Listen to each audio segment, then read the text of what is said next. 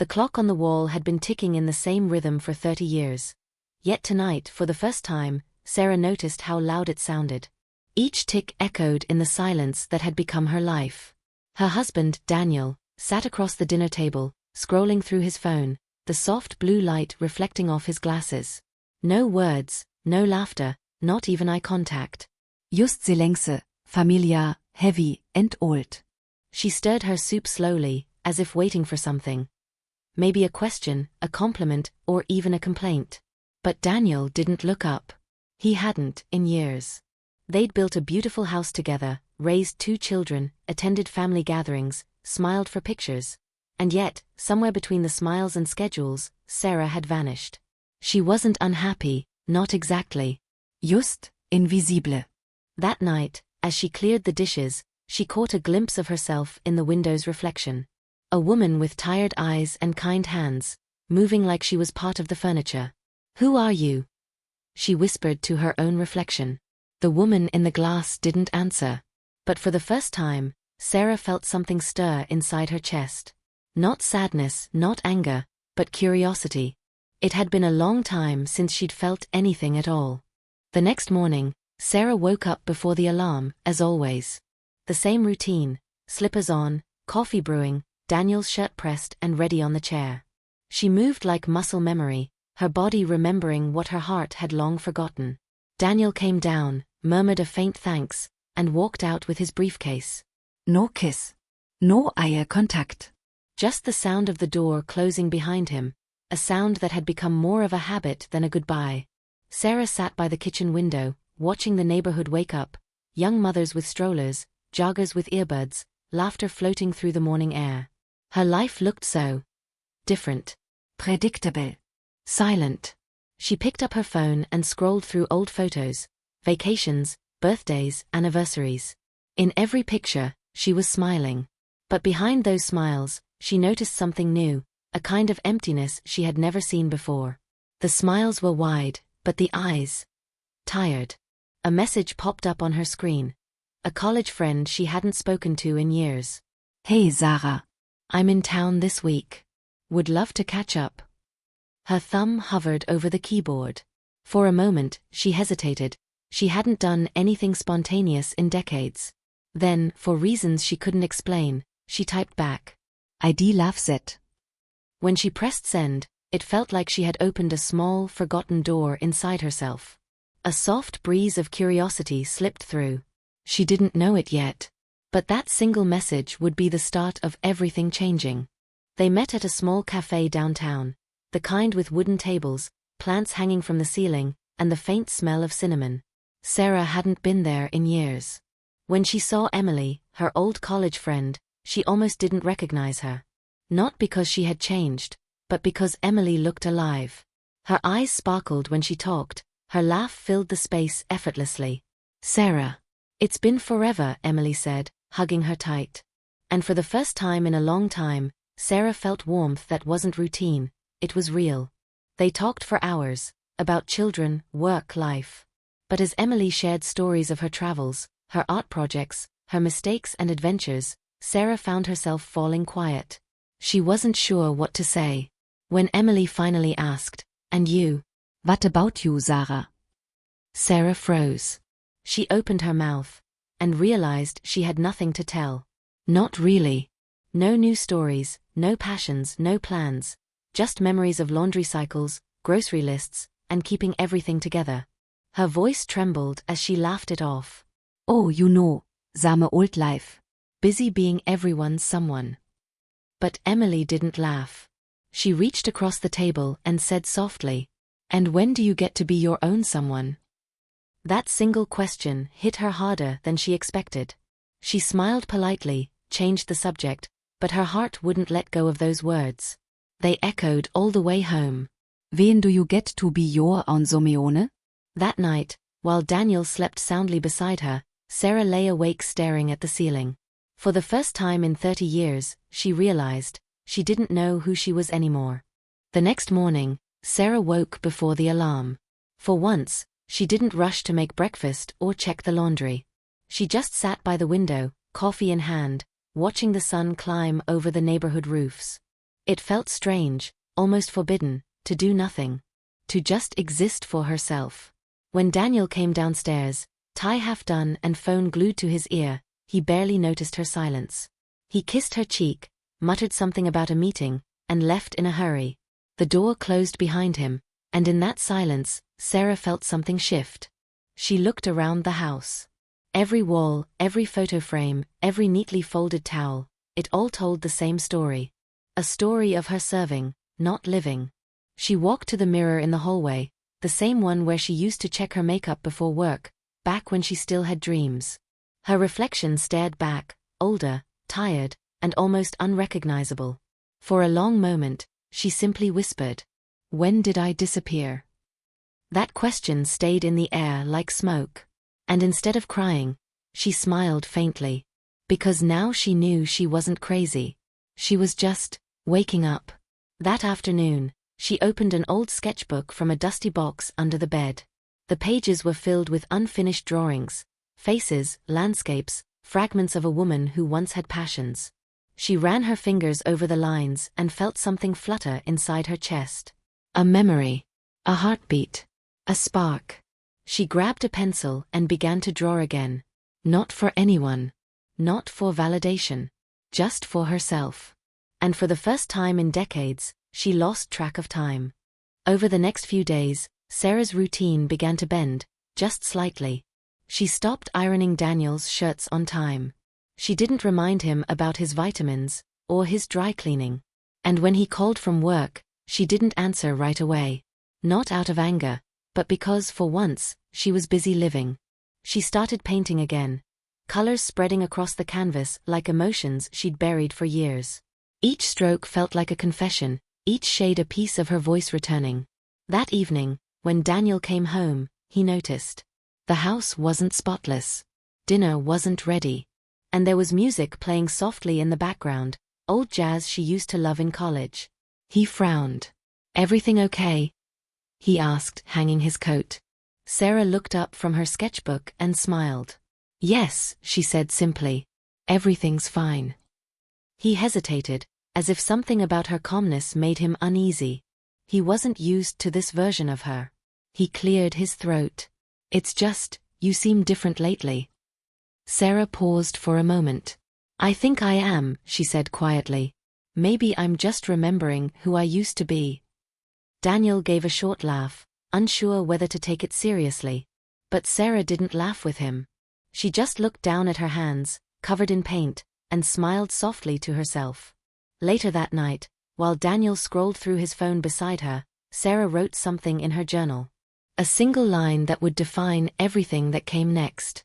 "I spent 30 years trying to keep everything together, but maybe it's time to let something fall apart." She closed the notebook and turned off the light. But inside her, something had already turned on. 2 nights later, Daniel came home later than usual. The house was dimly lit, a single lamp glowing beside Sarah's chair. She was sketching again, her glasses sliding down her nose, completely absorbed in her work. Daniel dropped his keys on the counter and sighed. "Sarah, did you forget dinner again?" She looked up slowly, pencil still in hand. "No," she said calmly. "I just didn't make it yet." Daniel frowned. "You didn't make it?" There was disbelief in his tone, not anger yet, just confusion. It had never happened before. "I was painting," she said softly. The words hung in the air, simple but heavy. He walked closer. "Painting? Since when?" Sarah smiled faintly. "Since always. I just stopped for a long time." Daniel shook his head, half amused, half irritated. "Sarah, you're acting strange. Are you okay?" That question, "Are you okay?" hit her like a quiet insult. For years she had lived half asleep, and now that she was finally awake, he called it strange. She took a deep breath. "Maybe I'm just tired of pretending everything's okay when it's not," she said. Her voice was calm, but it carried 30 years of quiet pain. Daniel looked at her, speechless. In all their years together, he had never seen her like this. Not angry, not emotional, just clear. He tried to laugh it off. "You're overthinking, Sarah. Everyone gets tired sometimes." But she didn't smile. She simply looked him in the eye and said, "No, Daniel. I've been tired for 30 years. This is me finally waking up." The silence that followed was heavier than any argument they'd ever had. For the first time, Daniel realized he didn't really know the woman sitting in front of him anymore. The next evening, the air in the house felt different. Daniel was quieter than usual, watching Sarah from across the room, studying her like a stranger he'd just met. She was sitting by the window, sketchbook open, light from the lamp tracing the lines of her face. There was peace in her stillness, and it unsettled him. Finally, he said, "You've changed, Sarah. You're distant. It's like you don't care anymore." Sarah closed the sketchbook gently, her hands calm. "Maybe it's not that I don't care," she said softly. "Maybe I've just stopped trying to fix something that doesn't want to be fixed." Daniel frowned. "What are you talking about? We've had a good life." She looked up, her eyes filled with quiet sadness. "Have we? Or have we just been busy pretending to?" Daniel opened his mouth to reply, but the words didn't come. He looked around the room, everything exactly where it had always been. Yet somehow it all felt foreign now. Sarah continued, her voice trembling, but steady. "For years, I told myself this was love, the routine, the silence, the way we move around each other like ghosts. But love isn't supposed to feel like disappearing." Daniel's eyes softened, guilt flickering in them for the first time. "I didn't know you felt like this," he said quietly. "I know," she whispered. "That's the problem." She stood up, walked toward the kitchen, then stopped halfway. "I'm not blaming you, Daniel. We both forgot how to see each other. But I can't keep living like I'm half alive." He took a step toward her, his voice cracking. "So what now?" Sarah turned, her face calm, resolved. "Now, I find out who I am without you." The words cut through the room like wind through glass, gentle but final. The next morning, Sarah didn't make breakfast. She didn't rush, didn't explain, didn't apologize. For the first time in 30 years, she moved at her own pace. Daniel stood in the doorway, unsure what to say. She looked different, calmer, lighter somehow. He cleared his throat. "Are you going somewhere?" Sarah nodded. "I'm going to stay at Emily's for a few days." He blinked, confused. "You mean, you're leaving?" She looked him straight in the eye. "No, Daniel. I'm not leaving you. I'm just finding me." There was no bitterness in her voice, only truth. She walked past him, carrying a small overnight bag. Nothing more than a few clothes, her sketchbook and her journal. Daniel followed her to the door. "Sarah, this is crazy. We can talk, fix this." She turned, her hand on the handle. "We've talked our whole lives, Daniel. About bills, about kids, about everything. Except us." He looked at her, eyes glassy, unsure whether to fight or beg. But she didn't wait for him to decide. She simply said, "You don't lose someone who finally found herself." And with that, she walked out into the morning light. The world outside felt wide, full of sound, color, and air. Each step she took felt heavier and lighter at once, like leaving behind a version of herself that had been waiting to breathe. At the corner of the street, she stopped. For the first time in years, she looked up at the sky, not as a wife, not as a mother, but as Sarah.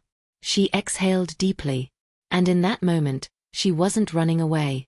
She was finally going home, to herself. Emily's home smelled like coffee and paint. The walls were covered in artwork, laughter echoed through every corner, and for Sarah, it felt like stepping into a world she'd forgotten existed. On the first morning, she woke up to sunlight spilling through the curtains. No alarms. No lists. No expectations. Just morning. She made herself a cup of tea, walked out onto the small balcony, and closed her eyes. For the first time in decades, she heard the world, the birds, the cars, the wind, her own heartbeat. It wasn't silence anymore. It was peace. Emily joined her with 2 mugs of coffee and that easy smile that always seemed to understand. "So," Emily said softly, "how does it feel?" Sarah looked out at the street below, at children playing, at the ordinary magic of life happening. "It feels," she paused, a small laugh escaping her lips, Like remembering a song I used to love. Emily grinned. Then keep singing it. That day, Sarah went with Emily to her art studio. The smell of paint, the hum of quiet music, the sight of blank canvases, it all felt like possibility. When Emily handed her a brush, Sarah hesitated. Then she dipped it in color, and began to paint. The strokes were shaky at first, uncertain, but they were hers. Each one said something words never could. By the end of the day, she stood in front of her painting. A field of wildflowers under a stormy sky. It wasn't perfect. But it was alive. She smiled through tears. For the first time, she wasn't painting to prove anything, or to please anyone. She was painting because she wanted to. And in that quiet room filled with color and light, Sarah realized. She hadn't lost 30 years. She had finally found the strength to begin again. 3 days later, Sarah sat at Emily's kitchen table with a blank sheet of paper in front of her. For hours, she just stared at it, her pen resting gently between her fingers. There was so much to say, and no right way to say it. Finally, she began to write. Dear Daniel. I don't know where to start, so I'll start with thank you. For the years we shared, the family we built, and the home we created. None of it was meaningless. But some wäre along the way, I forgot how to be me. I don't blame you for that. I let it happen. I let the noise of life drown the voice inside me until I couldn't hear her anymore. But lately, she's been whispering again. And I think I owe it to her, and to you to listen. This isn't goodbye. This is Emil stepping away long enough to remember who I am. Because I want to come back into the world, not as someone's wife or someone's mother, but as Sarah. And maybe when I do, we can meet again as two people who actually see each other. Her handwriting trembled slightly as she signed her name. Not love, Sarah. Not yours forever. Just Sarah. She folded the letter gently, slipped it into an envelope, and placed it on the table. For a long while, she sat there in silence. There were no tears, only stillness. A peace that came from telling the truth at last. When she finally stepped outside, the afternoon light brushed her face. She felt lighter, as if every word she'd written had taken a piece of weight off her chest. Sarah wasn't sure what would come next. But for the first time in her life, not knowing didn't scare her. It felt like freedom. The days that followed moved slowly, and for once, Sarah didn't mind. She spent her mornings walking through the park near Emily's house, breathing in the cool air, letting her thoughts drift like leaves on water. There was pain, yes, memories that surfaced without warning. Moments from her marriage, her children's laughter, the comfort of old routines. But for the first time, she didn't push them away. She let them come. And she let them go. One afternoon, she sat by the lake sketching the ripples on the surface. She noticed how the water never stayed still, how it moved, reflected, changed shape with every touch of wind. And suddenly it made sense. She whispered to herself. Maybe that's what healing really is. Not becoming who you were, but learning to move with who you are now. A quiet smile spread across her face. The sadness hadn't vanished, it had simply softened. Like a scar that no longer hurt when touched. Later that evening, she cooked dinner with Emily. Pasta and laughter filling the kitchen. They talked about nothing serious, old jokes, favorite songs, stories from college. And in between those laughs, Sarah realized something simple yet profound. Happiness didn't have to be loud. It could be small, gentle, honest. As she washed the dishes afterward, she caught her reflection in the window again, the same woman she'd once whispered, "Who are you?" to. But this time, she smiled and said softly, "I remember you now." It had been almost 2 weeks since Sarah left. The mornings felt brighter now, quieter but peaceful. She had learned to enjoy the stillness, to sip her coffee slowly, to breathe without guilt. Then, one afternoon, there was a knock at the door. She opened it, and there he was. Daniel. He looked different, tired, unsure, holding an envelope in one hand and his wedding ring in the other. For a moment, neither of them spoke. Finally, he said softly, "E." Sarah smiled faintly. "E." They sat across from each other at Emily's small kitchen table, the same one where Sarah had written her letter. The silence between them wasn't heavy anymore, just real. Daniel placed the envelope on the table. "I got your letter," he said quietly. "I read it more times than I want to admit." Sarah nodded, her hands folded gently in her lap. "I wasn't trying to hurt you," she said. "I know," he whispered. "I just didn't realize how long you'd been gone, even when you were still here." That confession broke something inside her, not out of pain but relief. He finally understood. He continued, voice trembling.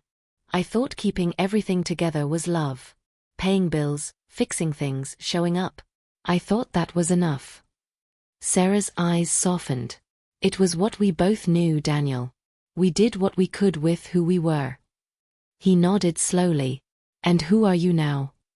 She smiled, that calm, gentle smile he hadn't seen in years. "I don't know yet. But I'm learning. One sunrise at a time." Daniel looked down at his ring, then back at her. "Do you think there's a chance for us again?" Sarah took a deep breath, choosing her words with care. "Maybe someday. But not as the people we were. Only as the people we become." Tears shimmered in his eyes, but he smiled, a sad, honest smile. "I'd like that," he said quietly. They sat there a little longer, two people who had finally stopped pretending. And for the first time in a long time, it didn't feel like an ending. It felt A week after Daniel's visit, Sarah found herself walking through the art district of the city. A place she hadn't been in years. The streets were lined with colors, laughter, music. People creating, dreaming, living. She wandered into a small local gallery. The air smelled like fresh paint and hope. On the wall, she saw a sign, Community Art Exhibit, New Voices Welcome. Her heart skipped. She thought of her sketchbook, the unfinished painting of wildflowers under a stormy sky. Without overthinking, she wrote her name on the sign-up sheet. That night, she stayed up late painting. Not for therapy, not for distraction, but because it felt right. Every stroke told her story. The silence, the awakening, the pain, the peace. When she stepped back, tears filled her eyes. It wasn't just art. It was her life, finally visible. The day of the exhibit arrived. Emily stood beside her, beaming with pride. Visitors moved slowly through the gallery, pausing in front of Sarah's piece. A woman stopped and whispered, "It feels like freedom." Sarah smiled softly. "That's exactly what it is." When the evening ended, she walked home alone through the warm night air. She passed couples laughing, children running, old songs playing from open cafes. And for the first time, she didn't feel like an outsider watching life. She was part of it. She stopped near a streetlight, looked up at the sky, and whispered, "I made it." Not loudly. Not dramatically. Just a quiet truth between her and the stars. The woman who once lived in silence now walked in her own story. Not as someone's shadow, but as her own light. It was a quiet Sunday afternoon when Sarah decided to visit the old house. Not to move back, not to reopen wounds, but to say goodbye properly. She parked across the street and just stood there for a moment. The windows, the front porch, the garden she had planted years ago. Everything looked smaller now. Daniel's car was in the driveway. She hesitated, then walked up the familiar path, her footsteps soft on the stones she once cleaned every morning. When Daniel opened the door, he looked surprised, but not shocked. It was as if he had been expecting her, somehow. "Hi," she said quietly. "Hi," he replied, with that same calm tone they'd found in their last conversation. She handed him a small envelope. Inside was a photo, the two of them from years ago, smiling at the beach, young and full of hope. "I wanted you to have this," she said. He looked at it for a long time before whispering, "We were happy then." She nodded. "Yes, we were. And that's what I want to remember." They stood in silence for a while, the kind that no longer hurt. Then she added softly, "You gave me a part of my life I'll always be grateful for. But now, it's time for me to live the rest." Daniel's eyes glistened, but he smiled. "I understand," he said. "I really do." Sarah stepped back, looking around one last time. The house that once felt like a cage now looked like a chapter, one she had finally finished reading. She took a deep breath, feeling the weight lift off her chest. Then she smiled, the kind of smile that comes from peace, not pretending.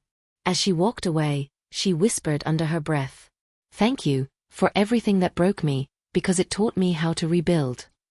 The sun was setting as she drove away. Not behind her, but ahead of her, leading the road with golden light.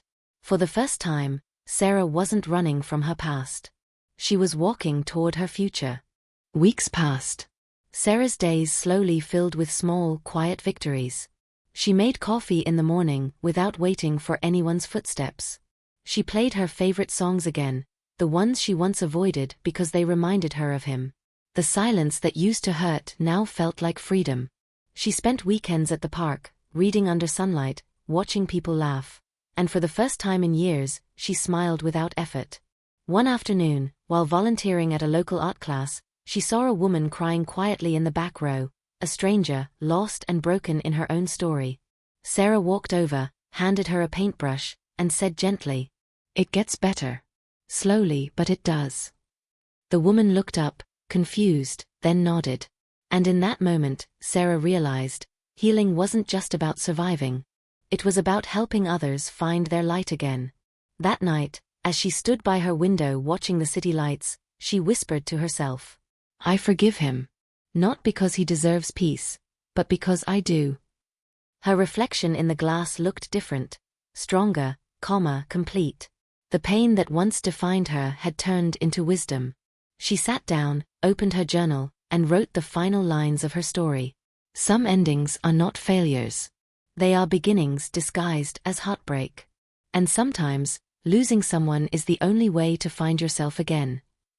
She closed the notebook, turned off the light, and smiled. Not because everything was perfect, but because she was finally free. The music swells, soft piano tones fading into a warm, peaceful silence. And then her voice, calm, tender, and certain, says the last line. "Studio microphone, this was my story. And if you're going through the same storm, remember, you will survive it too."